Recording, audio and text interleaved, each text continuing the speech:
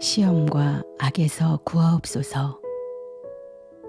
제1편 마태복음 6장 9절로 13절 말씀입니다. 그러므로 너희는 이렇게 기도하라. 하늘에 계신 우리 아버지여, 이름이 거룩히 여김을 받으시오며 나라의 임하옵시며 뜻이 하늘에서 이룬 것 같이 땅에서도 이루어지이다. 오늘날 우리에게 일용할 양식을 주옵시고 우리가 우리에게 죄 지은 자를 사하여 준 것 같이 우리 죄를 사하여 주옵시고 우리를 시험에 들게 하지 마옵시고 다만 악에서 구하옵소서. 대개 나라와 권세와 영광이 아버지께 영원히 있사옵나이다. 아멘. 이제 주기도문 끝부분에 이르렀습니다. 본문은 우리를 시험에 들게 하지 마시고 악에서 구하옵소서 라는 기도와 나라와 권세와 영광이 아버지께 영원히 있사옵나이다 라는 송영 부분으로 구성되어 있습니다. 여기서는 시험의 의미와 예수님은 어떻게 우리를 시험에서 건져주시는지에 관해서 말씀드리고 송영에 해당되는 말씀을 살펴보도록 합니다. 우리가 흔히 시험 들었다고 할 때에는 예수 잘 믿다가 도중에 낙심하고 방황하는 경우를 말합니다. 예를 들면 목사님이 하는 말씀이나 조장, 구역장 또는 형제 교인들과의 부딪힘으로 말미암아 교회 생활에 회의를 느끼고 예배도 참석하지 않고 기도도 하지 않고 봉사도 하지 않는 사람들을 보고 시험에 들었다고 합니다. 이렇게 시험에 든 모습은 그리 바람직하지 않습니다. 그래서 우리를 시험에 들게 하지 마옵시고 라는 말씀의 의미를 그런 사람이 되지 않게 해달라는 내용으로 이해하기 쉽습니다. 이런 생각도 부분적으로는 옳지만 근본적으로 예수님은 한두 가지 행동에 대해서 그때 온전하기를 기도하라고 하신 것이 아닙니다. 예수님은 항상 문제의 본질에 관해서 말씀하십니다. 그러므로 지금 이 말씀은 근본적으로 시험에 빠지지 않는 사람, 모든 시험을 넉넉히 이길 수 있는 사람으로 변화되기를 기도하라는 말씀입니다. 여기서 말하는 시험이란 헬라어로 페이라스모스입니다. 영어 성경은 이 단어를 유혹으로 번역하고 있습니다. 여기서의 시험, 유혹은 세상에서 세상 일로의 미혹을 말하지 않습니다. 하나님과의 관계에서 나타나는 것으로 우리를 하나님으로부터 멀어지게 하는 것을 목적으로 한 시험입니다. 마귀가 그런 일을 하는 주범입니다. 그래서 마귀를 마태복음에서는 시험하는 자라고 합니다. 시험하는 자는 헬라어로 페이라존인데 시험, 헬라어 페이라스모스와 같은 어원을 가지고 있습니다. 어떤 분들은 하나님이 주시는 시험은 시련, 헬라어 도키미온이고 마귀가 주는 것은 시험, 헬라어 페이라스모스라고 하지만 이런 구분은 별로 의미가 없습니다. 성경은 하나님이 주시는 것도 동일하게 시험, 헬라어 페이라스모스라고 하기 때문입니다. 시험하는 하나님. 주님은 우리를 의도적으로 시험을 해서 옛사람을 드러내십니다. 그 이유는 우리에게 그 실체를 보임으로써 향후에는 그에게 속지 않게 하려는 것입니다. 이것이 주님이 우리의 옛사람을 십자가에 못 박는 과정입니다. 주님 아니면 아무도 하지 못하는 일이 바로 이것입니다. 흔히 우리는 주님의 음성을 듣기 시작하면 일거수일투족을 응답받아 행하기를 원합니다. 옛사람의 괴계에 넘어가 실수하지 않기 위해서입니다. 그렇게 매번 응답을 받아 행하겠다는 마음가짐은 좋습니다. 그러나 주님은 우리를 그렇게 지으시지 않습니다. 그렇게 하면 로봇 같은 인간은 될 수 있을지언정 참으로 주님의 마음을 알아 스스로 행할 수 있는 자가 되지는 못하기 때문입니다. 하나님과의 깊은 교통이 있으신 분들은 때로는 하나님이 우리에게 넘어질 상황을 일부러 조성하신다는 것을 아실 것입니다. 이것은 다윗의 예를 보아도 그렇습니다. 그는 하나님과 늘 동행을 했던 사람인데 밧세바와의 간음과 우리아를 죽이라고 사주하는 과정에서 하나님을 찾지 못했습니다. 이것은 하나님이 어떤 선하신 의도를 가지고 그런 상황을 조성하신 것입니다. 이와 같이 하나님은 우리를 시험하십니다. 교만을 드러내심. 저는 92년도에 주님을 만났고 그때 큰 소망을 받았습니다. 그리고 98년도에 자유교회를 설립했습니다. 당시 저는 주님을 만난 후 6년간 여러 가지 연단을 받았으니 이제 곧 주님께서 제게 주신 소망을 이루어 주실 것으로 알고 있었습니다. 이제 한국교회에 대변혁이 일어난다. 주님이 그동안 나를 연단하시고 이제 그 일을 시작하셨다. 드디어 때가 왔다. 이런 생각에 자신만만할 때였습니다. 당시 어느 금요 철야 예배에서 함께 사역하시던 김 목사님이 방언을 받지 못한 남자분들을 강대상으로 나오라고 했습니다. 몇몇 남자 집사님들이 아내들의 성화에 못 이겨 앞으로 끌려나갔습니다.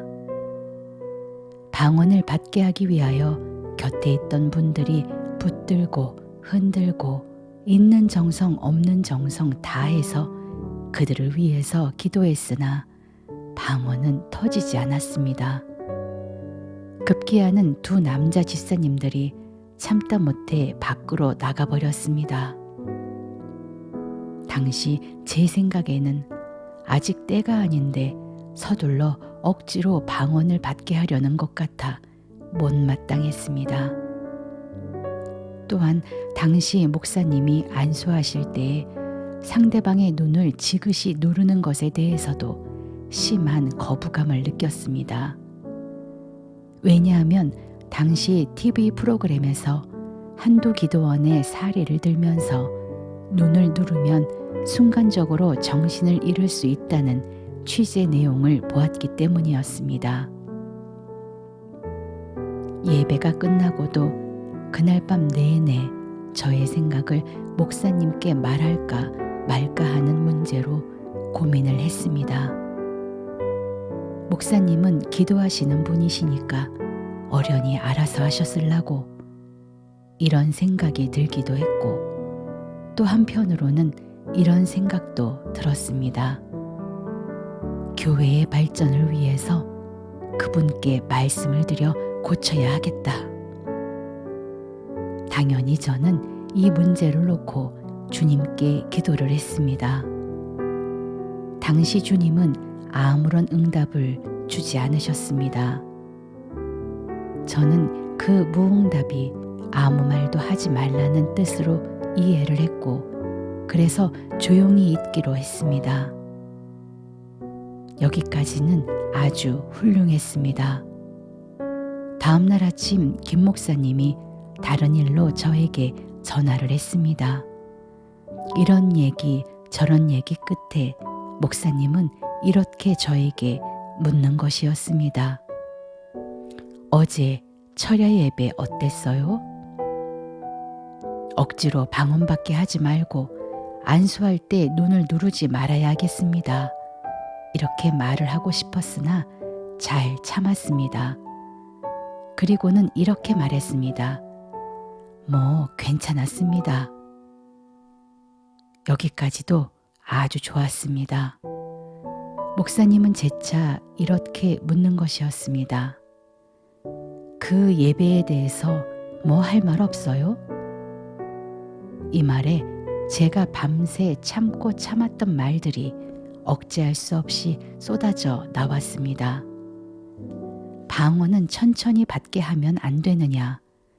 안수할 때에 왜 눈은 누르느냐?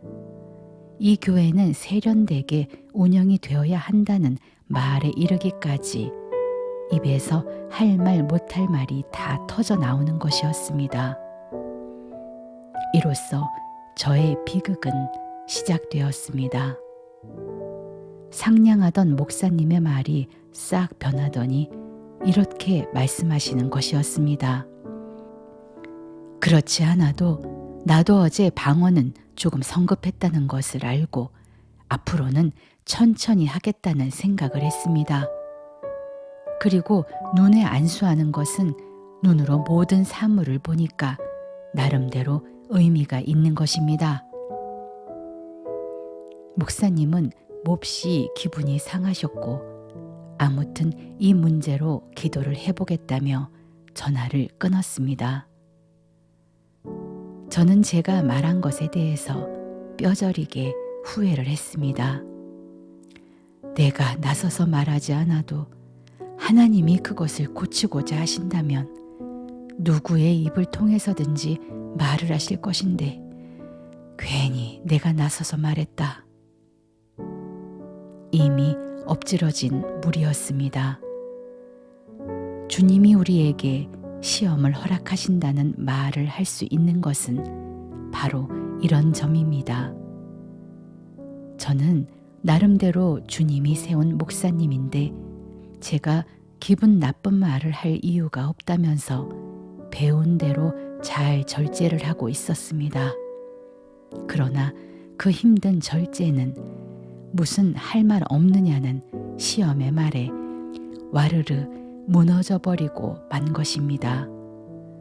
이로 인하여 제가 억제하고 있던 교만함이 현실로 드러났고 저는 보여진 이 교만함에 대해서 어떤 형태로든 책임을 져야 했습니다. 이 일 후에 주님은 어느 문제에 대해서도 제게 응답하지 않으셨습니다. 무엇을 여쭈어 보면 너 혼자 잘해보라는 식으로 말씀을 하셨습니다.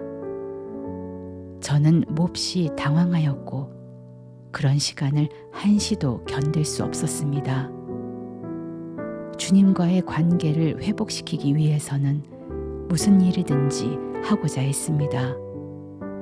생각해낸 것이 우선 목사님께 사과를 하는 것이었습니다. 그러나 그것이 그렇게 쉽지는 않았습니다. 나도 김 목사님보다 못할 것이 없다.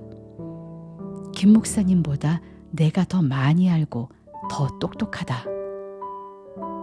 평소에 이런 생각이 저를 지배하고 있었던 터라 비록 잘못했다고는 하지만 굽히고 들어가는 것이 싫었습니다.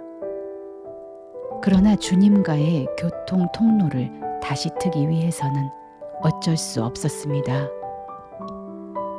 목사님께 전화를 걸어 그 문제에 관하여 사과를 했습니다. 제가 말 안 해도 될 것을 말한 것 같습니다. 어제 잘못했습니다. 이 말은 방언 문제, 안수 문제, 교회 운영 문제에 관한 나의 생각은 다 맞는데 오직 조용히 하지 못하고 발설을 했다는 것에 사과한다는 의미였습니다. 사과라기보다는 어정쩡한 자기 변호였습니다. 아무튼 김 목사님은 알았다고 이해를 해주셨으나 그것은 제가 봐도 온전한 사과가 아니었습니다. 당연히 주님은 응답하지 않으셨습니다. 어찌할 바를 몰라 고민하던 저의 뇌리 속에 욥과 그의 친구들의 생각이 스쳤습니다. 욥의 친구들이 욥을 판단했는데 그것이 하나님 보시기에 선하지 않았습니다. 하나님은 친구들에게 욥의 기도를 받도록 말씀하셨고 그 기도로 그들을 용서해 주셨습니다. 이 생각이 나서 저도 김 목사님을 판단했던 것을 용서받기 위해서 그분의 기도를 받으려고 했습니다. 하루 이틀 지체할 문제가 아니었습니다. 한시가 급했습니다. 다음날 새벽 기도 나가는 날이 아니었음에도 불구하고 목사님을 만나고자 새벽 기도에 나갔습니다. 그리고 다시 사과하고 이 문제로 기도를 받았습니다. 기도를 해주시는 동안에 김 목사님은 이렇게 하나님의 말씀으로 대언을 하셨습니다. 너를 겸손케 하기 위해서 그랬다. 이제 너를 높여주겠다. 결국 이 모든 일의 배후에는 하나님이 계셨던 것입니다. 저에게는 쓰라린 아픔이었지만 결국은 저의 교만함을 드러내어 고치고 높이기 위한 선한 손길이었습니다. 이렇게 주님은 의도적으로 우리의 숨은 옛사람을 드러내십니다. 주님의 시험과 그로 인한 연단은 우리를 합당한 자로 키우기 위한 선한 목적을 가지고 있습니다. 야고보서 1장 12절 말씀입니다. 시험을 참는 자는 복이 있도다. 이것이 옳다 인정하심을 받은 후에 주께서 자기를 사랑하는 자들에게 약속하신 생명의 면류관을 얻을 것임이니라. 하나님은 시험을 허락하시는데 그것은 우리의 옛사람을 처리하고 생명의 면류관을 주기 위함이라는 것입니다. 이런 손길을 볼 수 있는 눈은 복됩니다.